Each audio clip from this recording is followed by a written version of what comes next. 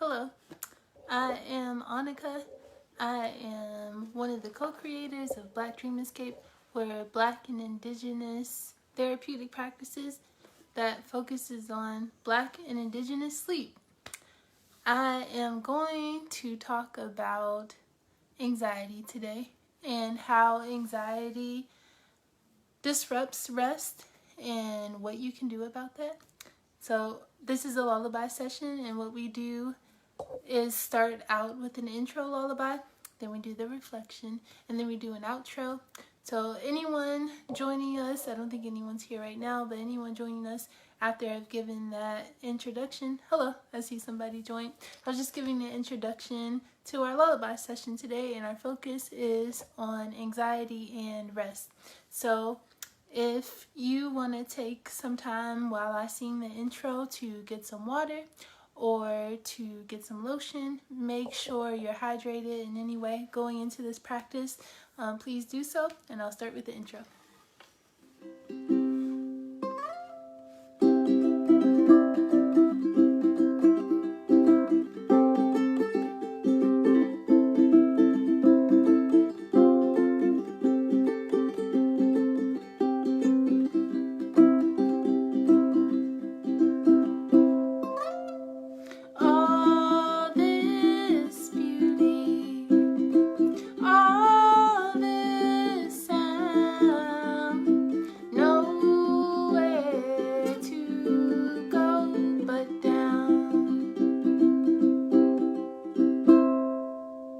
So, again, today we're talking about anxiety and rest.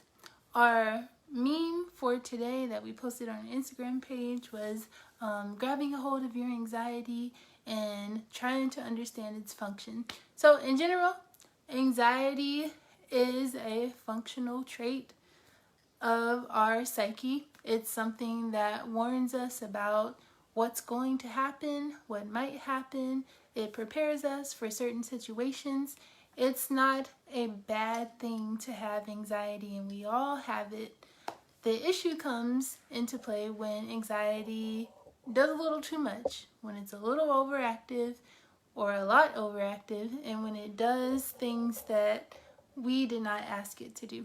So today we are going to meet your anxiety, and I'm going to guide you through that interaction, and then we have a message for anxiety, and then we're going to introduce some other protective factors and ask them to come on in.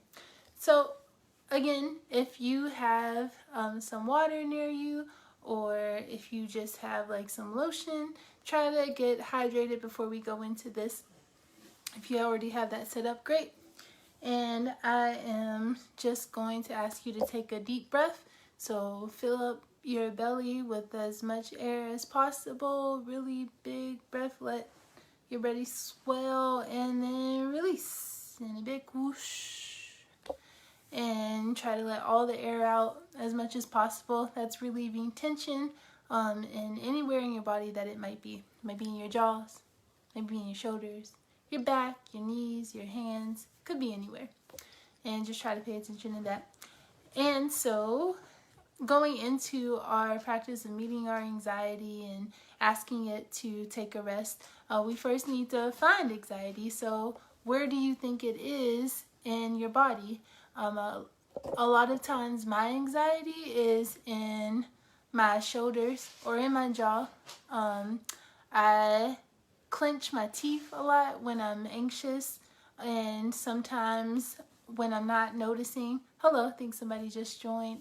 I think when I'm not noticing, I do this when I'm nervous, or again when I'm anxious. So your anxiety might be in your shoulders, it might be in your jaw. Again, take a minute to figure out where your anxiety lives. Most of my anxiety, even though like I said, it's in my jaw, it's in my shoulders, most of my anxiety is in my gut.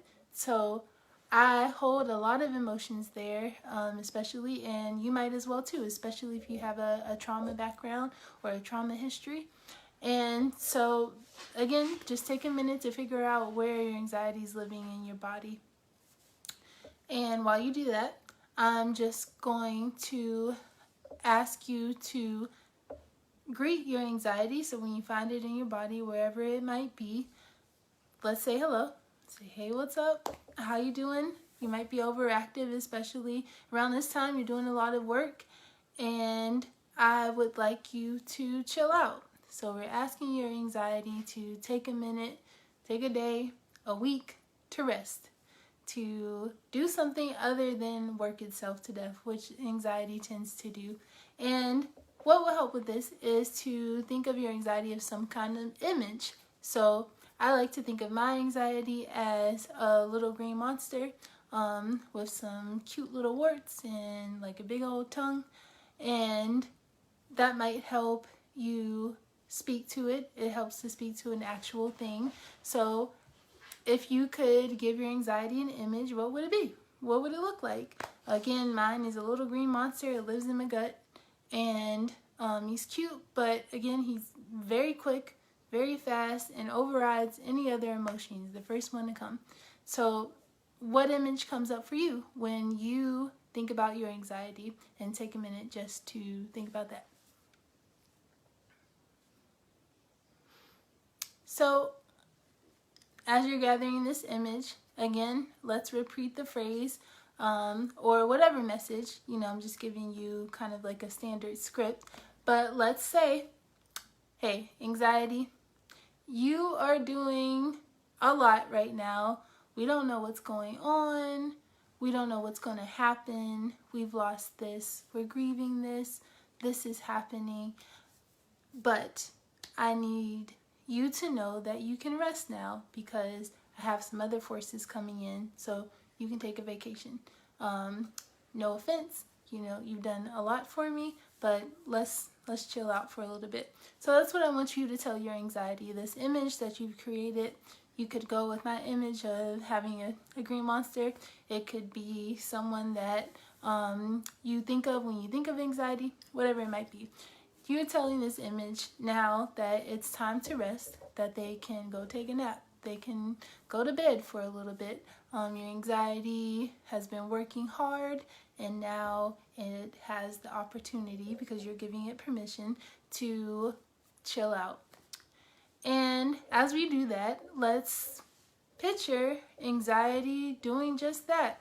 Whatever your image is, maybe it's walking away slowly, it's making its bed, it's making its little nap rest space, and it's chilling out. And I want you to imagine your anxiety doing just that. And while you do that, I'm just going to give you a few moments to imagine that. Hopefully your eyes are closed, and if not, you're just listening to my voice and staring at the wall or looking at the video, whatever is helpful. So now that your anxiety maybe is napping or resting, or maybe it's like putting up a fight. It's like, hey, I don't need to rest. I got work to do. I need to make you overthink. We have so much to do. We have so much to think about, so much to worry about. If your anxiety is doing that, again, just repeat the phrase, no, it's your time to rest. It's good. We're good. I've got help. I'm going to bring some other protective factors in. And so, again, if your anxiety is putting up a fight because it's a hard worker and it's real type A, just keep repeating the phrase, reminding it that it can rest. It has that chance now. And for as many times as you have to do that, by all means, even if you need to go and do that separate from this video will be on our page, so it's cool. But the next step is to bring in some other protective factors that are maybe more beneficial right now. Not that anxiety, again, is like an inherently bad trait, but there are some other things we could be using that would work just as well, maybe even better. And I'm going to pick our abilities to self-nurture and our abilities to be tender with ourselves. And those are two protective factors that I'm going to introduce to you today to bring in. Let's start with nurturing. What image comes up when you think about nurturing? And you're nurturing yourself. Is it an image of a guardian you had when you were growing up? Is it an image of like a guardian you saw on television or anyone like that? It might be a flower, whatever. Take a minute to think of that image, and while you're doing that, also think about what you might want to say to nurturing. And here's an example. So you can say, nurturing, self-nurturing trait. Thank you for joining me. Right now I need your help a little more than ever. I really want to start soothing these parts of me that I haven't in a while. I would like to be gentle with myself and stop criticizing myself and worrying about things to come, at least for a moment. Can you help me out? And this image that you have created of nurturing, maybe it gets brighter as you ask for help. Maybe it's getting bigger because it's being loud now. It's coming into your life, which is awesome. And as it does that, just give it permission to work a little more now. Be a little more active.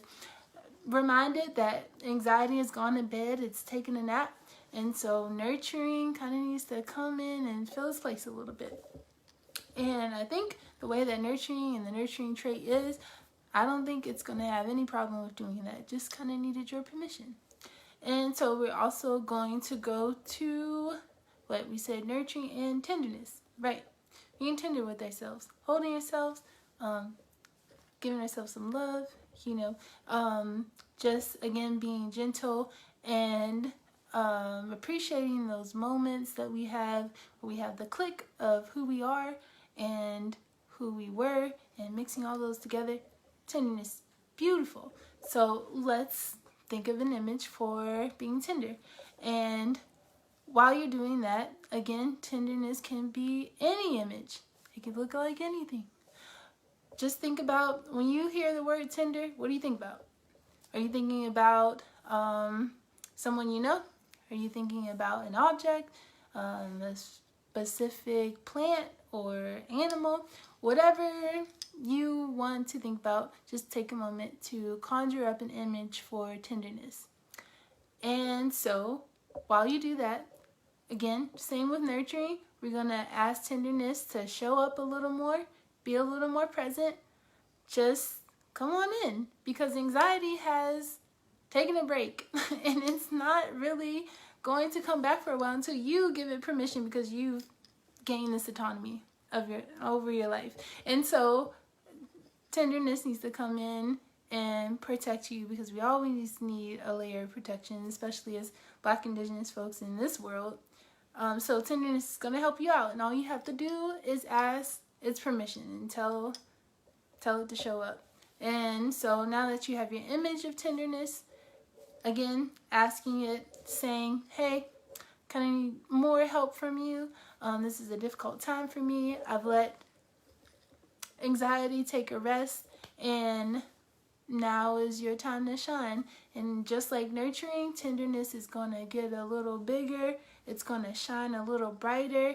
Maybe even feel its warmth in your face or in your body. And we're just going to be thankful for its presence in our life. And so now that you have nurturing and tenderness side by side, they're working together, let's place it in your body. So we placed anxiety. You found by yourself where anxiety is in your body. So let's find a place for tenderness and nurturing. Where do you want it to live? It could live anywhere. I like tenderness and my ability to self-nurture.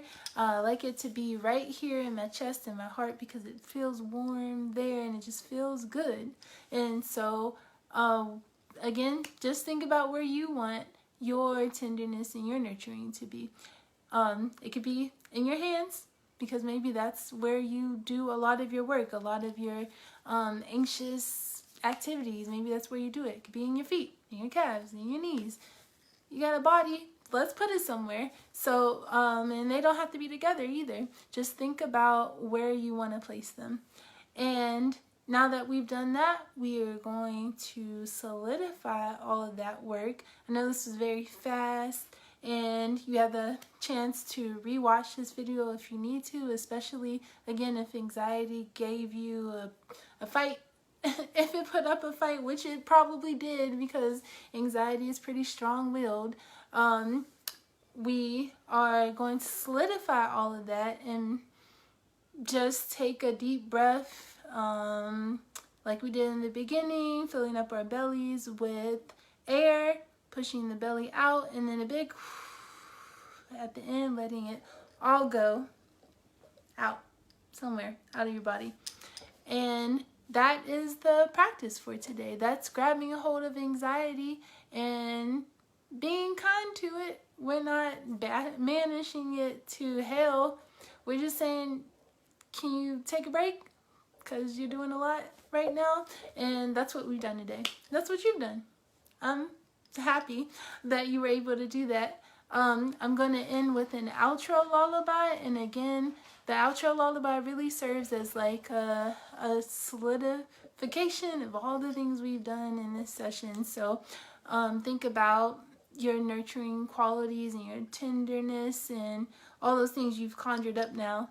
And let's just focus on thanking them, maintaining them, and thinking about when you might need anxiety to come back around. But it's not going to come until you ask for its permission, because you know how to do that now.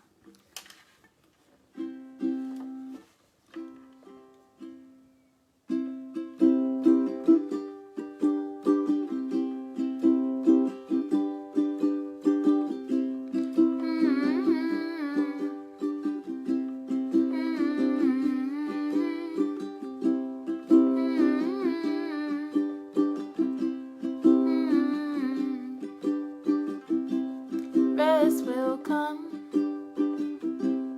Rest will come. Rest will come. Rest will come.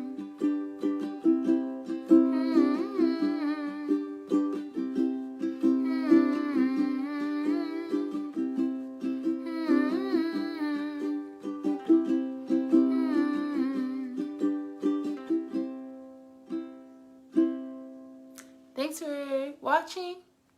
I hope this was helpful. I hope your anxiety isn't mad at me. But if it is, just tell it to get over it. Just kidding. Okay. Rest easy. Sweet dreams. And I'll see you next time. Wind and Fire will be on tomorrow.